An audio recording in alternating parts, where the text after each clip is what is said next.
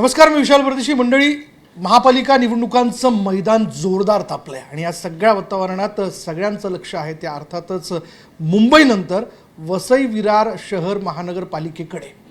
पुन्हा एकदा या महापालिकेचा किंग कोण होणार असं म्हणत असताना आपण गाठलेले बहुजन विकास आघाडीचे सर्वेसर्वा हितेंद्र ठाकूर यांना, त्यांच्याशी आपण बोलूयात. आप्पा, नमस्कार. जोरदार मैदान तापलंय जसं मी म्हणालो, चर्चा देखील मोठी आहे. सत्ताधारी दावा करतायत की यंदा वसई विरार आमचंच, पण तुम्ही 35 वर्ष राखलं होतं हे तितकंच खरं आहे. मधल्या कालावधीत प्रशासक होता तरी तुम्ही पाठपुरावा करत होता. काय कसं बघताय सगळ्या निवडणुकीकडे? नाही, इलेक्शनमध्ये 12 महिने आम्ही लोकांना भेटतो. इलेक्शन आल्यावर आम्ही लोकांना भेटायला जात नाही किंवा लोक भेटायला आली तर भेटतो असं नाही. 12 महिने कोणीही वैयक्तिक काम असेल, सार्वजनिक काम असेल, हॉस्पिटलचं असेल, शाळा कॉलेजचं ॲडमिशन असेल, अन्य कोणतं, मला तुम्ही जगातला एक माणूस दाखवू शकणार नाही, जगातला बोलतोय मी, का जो मला किंवा क्षितिजला भेटायला आला आमच्या संपूर्ण कारकिर्दीत आणि आम्ही भेटलो नाही. त्याचा प्रश्न ऐकून नाही घेतला. अर्धा ग्लास थंड, अर्धा कप चहा पाजून सगळ्यांना करता येईल ती मदत आजपर्यंत केलाय. एकही माणूस सांगू शकत नाही का हितेंद्र ठाकूर ऑफिसमध्ये असताना आम्हाला भेटले नाही किंवा क्षितिज ठाकूर ऑफिसमध्ये असताना आम्हाला भेटले नाही. कदाचित कोणाला, आता मी इकडे इंटरव्ह्यू देतोय, 10 मिनटं थांबायला लागेल, 15 मिनटं थांबायला लागेल, पण बाकी भेटणार. थेट तुम्ही रिचेबल आहात. एक माणूस दाखवा, विरोधकांनी सांगावं. विरोधक असं म्हणतात, खरं राजकारणात नंतरून आलेले नेते मंडळी आता व्यासपीठावरनं तुमच्यावरती टीका करतात आणि ते असं म्हणतात की खासदारकी गेली, आमदारकी गेली आणि आता महापालिका देखील आमच्याकडे येणार आणि आता ठाकूर कुटुंबाला लंडनला जावं लागणार, तिथं स्थायिक व्हावं लागणार. विजा कोण देणार? पण माझ्याकडे विजा नाही मिळत कोणत्याही देशाचा. लंडनला जाण्याकरता नाही, माझं सगळं खानदान इकडे आहे. आम्ही जिंकण्याकरता लढतोय, वल्गना करण्याकरता लढलत नाही. जिंकू ही निवडणूक, कॉन्फिडन्सली सांगतो.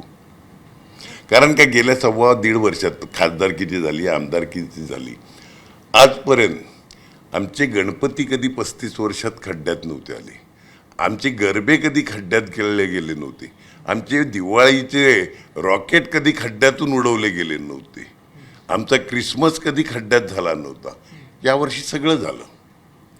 लोकांनी 1.25 वर्षात काय केलं? मी पास केलेली कामाची टेंडर 7,200 कोटीची कामं, किती 7,200 कोटीची कामं जी पास करून घेतले त्यावेळेचे मुख्यमंत्री, त्यांनी क्षितिजच्या वाढदिवसाला 26 झालाय,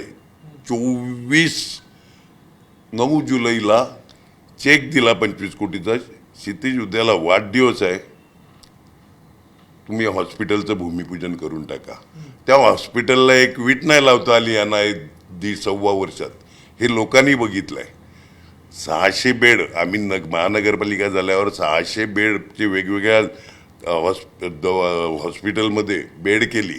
आज 25,000 डिलेवरी वसई तालुक्यात महिन्याला होतात. त्यातल्या अर्ध्या डिलेवरी आमच्या महानगरपालिकेच्या हॉस्पिटलमध्ये होतात आणि सिझरिनचं प्रमाण नाहीच्या बरोबर. आता नवीन 400 बेड त्या हॉस्पिटलमुळे पूर्ण होती, याच्यात येईल. ह्या लोकांना साधं काम नाही चालू करत आहेत. म्हणजे ज्याचा नारळ क्षितिजनी फोडलेला त्याचं काम करायचं ते नाही. पास करून घेतलेले रस्ते म्हणजे Virar highway to Arnala, Sopara highway to Nirmal, वसईचे दोन्ही फाटे, सातवली वालीव ते वसईगाव, नायगाव ते वसईगाव, त्यानंतर रिंग रोड, 40 मीटरचा रिंग रोड का संपूर्ण शहराला, 4ही शहरांना जोडणारा रिंग रोड. म्हणजे त्या रिंग रोडवरून कोणीही कुठूनही बाहेर निघून जाईल. त्याच्या कामाचा पत्ता ठिकाणा नाही. भाईंदरपासून थेट आमच्या ग्लोबल सिटीपर्यंत ब्रिज खाडीवर, त्याच्यावर वाहनं पण जाणार आणि त्याच्यावरून मेट्रो पण येणार. म्हणजे double decker bridge with metro ते पास करून घेतलेलं. बरं. त्याचं पुढे काही चालत नाही. त्याच्यावर बोला ना तुम्ही. मला पाडण्यावर कशाला बोलतात? विकास कामावर बोला. आज 400 MLD पाणी, 6 MLD पाणी मिळत होतं वसईकरांना, म्हणजे 60 लाख लिटर. आज 400 कोटी लिटर पाणी मिळते, 40 कोटी लिटर, 400 MLD. एवढं पाणी आणलं. एक थेंब पाणी आणलंय का कोणी? हा, अच्छा. 35 वर्षाचं तुम्ही बोलले ना, तर जो काय आहेत का? सोपारा स्टेशनला तुम्ही होते आता. ते सोपारा आत्ताचे खासदार श्रीयुत सावरा यांच्या वडिलांचा मतदारसंघ, म्हणजे त्यावेळेचे खासदार वनगा. म्हणजे कुठून? सोपारा, वालीव, गोखिवरा, पेल्लार, लक्षात आलं? आमचा हा संपूर्ण हायवेचा पट्टा थेट वज्रेश्वरीपर्यंत. अर्धा वसईचा भागाचे आमदार होते श्रीयुत सावरा, अगदी निधन होईपर्यंत. खासदार आमचा एकदा झाला, बाकी होते वनगा. आमच्या इकडूनचे खासदार होते रामभाऊ नाईक 89 पासून. MLC डावखरे पिता पुत्र, मोडक, मात्रे, पाटील, म्हणजे शिक्षक मतदारसंघ, ग्रॅज्युएट मतदारसंघ, स्थानिक स्वराज्य, हे एवढे लोकप्रतिनिधी होते. आणि एवढं करून हितेंद्र ठाकूरनी 35 वर्ष, म्हणजे थोडक्यात रामभाऊ काय केलं नाही, वनगा काय केलं नाही, सावरा काय केलं नाही, मी जी MLCची नावं सांगितली त्यांनी काय केलं नाही. कोणावर आरोप करतात? तुमचे होते तेवढे बघा ना. मग एक तर कबूल करून टाकलं यांनी. काही सगळे काय बोलतात ते काय बोलतात. पण आप्पा, मग जर ठाकूर एवढं सगळं इथे म्हणजे आमदार नसताना करून घेत आहेत, तर मग आमदार करतात काय? नवनिर्वाचित आमदार. साधी गोष्ट आहे, साधी गोष्ट आहे.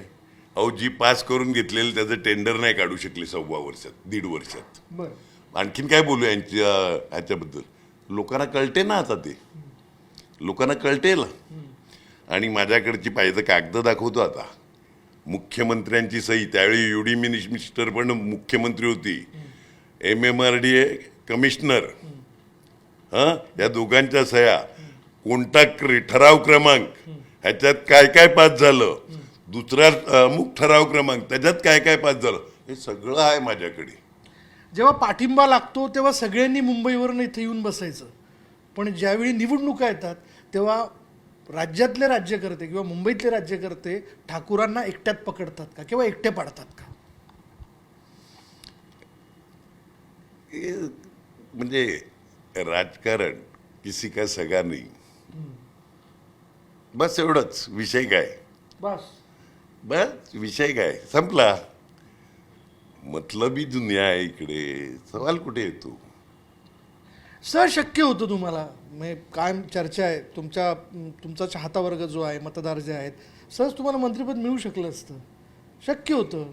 काय हरकत होती? त्यात नाही तुम्ही विकासाची कामं करू शकला असतात की.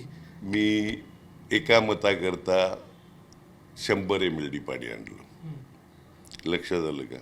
मी प्रत्येक वेळी कामाला प्राधान्य दिलं. मंत्रीपद, कोणी माझ्यावर आरोप करावा कधी, MLC, राज्यसभा, ह्याच्याकरता वोटिंग करताना 2 दमड्या कोणी कुणाकडून अपेक्षा ठेवली किंवा घेतले, किंवा कोणत्याही पाठिंब्याकरता किंवा ह्याच्याकरता काय स्वार्थ साधला मग स्वतःचा, येऊन कोणत्याही नेत्यांनी करावं, कोणत्याही पक्षाच्या नेत्यांनी, छाती ठोकपणे सांगतो, राजकारण सोडून देईल. एकूण 115 जागा, या 115 जागांच्या बाबतीत जर लक्षात घेतलं, म्हणजे सगळं वाटप होत असताना तुमच्याकडनं तिकिटांचं, तुमची काही लोकं त्यांनी कडेवरती उचलून नेली भाजपने.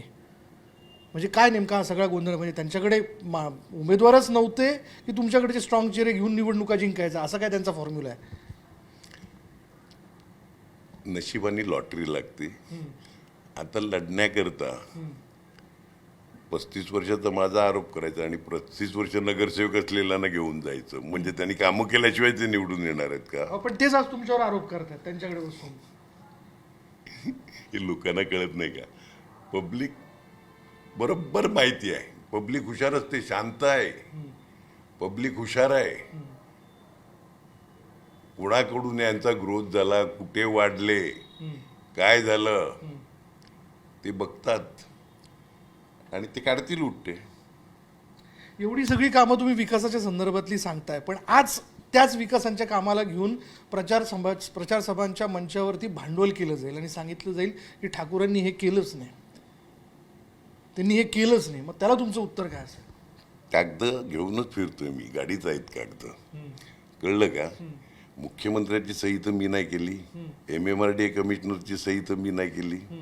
ज्या योजना आणल्या त्या यांच्याकडूनच आणल्या. मग सांगणार कसं? बोलून तर द्या ना. मी तर उलट तुम्हाला दुसरं सांगतो. आताचे सगळे लोकप्रतिनिधी आणि मी एकटा एवढे बोलवा एका मंचावर, बस दुसरं काय नको. थेट चॅलेंज आहे तुमचं. येऊन द्या ना. मला झोपेतून उठवलं ना तर कामं सांगेल मी.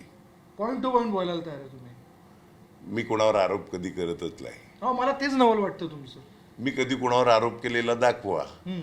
मी इलेक्शनला कोणावर आरोप करत नाही, मी अन्य वेळी कोणावर आरोप करत नाही. माझा तो स्वभावच नाही मिळत. बाकी माझ्या विरोधात बोंबल्यात मोहळीचा शिमगा असतो ना, तो केल्याशिवाय यांना काही जमत नाही. नाही, पण ते तर आरोप करतीलच तुमच्यावरती. करून द्या ना. उत्तर द्यायला मी समर्थ आहे. उत्तर द्यायला मी समर्थ आहे. हितेंद्र ठाकूरांचं पुढलं विकासाचं एक्सटेन्शन काय, जर सत्ता तुमच्या हातात येते तर? सत्ता येईल सगळी जी मी आता बोललो, त्याच्यामधले 5 रेल्वे ओव्हरब्रिज नाही बोललो मी, 5 रेल्वे ओव्हरब्रिज आणि 12चे नंतर 7 केले शहरातले ब्रिजेस, म्हणजे फ्लायओव्हर. हे त्याच्यात नाही बोललो मी. 4 रस्ते सांगितले, म्हणजे हायवे पासूनचे, रिंग रोड सांगितला, मेट्रो सांगितली, ब्रिज सांगितला, पण हे सांगितलं नव्हतं. ही सगळ्या कामाची जंत्री माझ्याकडे तयार आहे हो. त्याची साधी टेंडर काढता येत नाही. हॉस्पिटलचे 25 कोटी 10 जुलैला आल्यात तिकडे 24. त्याची साधी वीट नाही लावता आली, ना खड्डा नाही खणता आला. काय बोलायचं आणखीन? मग राज्यात यांची सत्ता आहे, पण तरी चर्चेमध्ये हे प्रशासकावरती आरोप ठेवताना दिसतात. पण प्रशासक शेवटी राज्यकर्त्यांना सांभाळायचं हे तितकंच खरं. पण मग अशावेळी जेव्हा हे आरोप केले जात आहेत की तुम्ही गेल्या 35 वर्षात काय केलं किंवा प्रशासक कडे बोट दाखवलं जातोय, याला तुमचं उत्तर काय? तुम्हाला मी सांगतो, सगळ्यात लांबी म्हणजे मे जूनमध्ये आमची इलेक्शन 20 मध्ये व्हायला पाहिजे होती, ती आता जानेवारी 26 मध्ये होती. 5.5 वर्ष आमची बॉडी नाही. राज्य शासन यांचं, केंद्र शासन यांचं, बरोबर आहे. तरी सुद्धा कसं बस, तरी सुद्धा मी बोलला कसं बस हँडल करत होतो. अहो तुम्हाला सांगतो, लोकांच्या आनंदाकरता आम्ही भारतात गाजलेली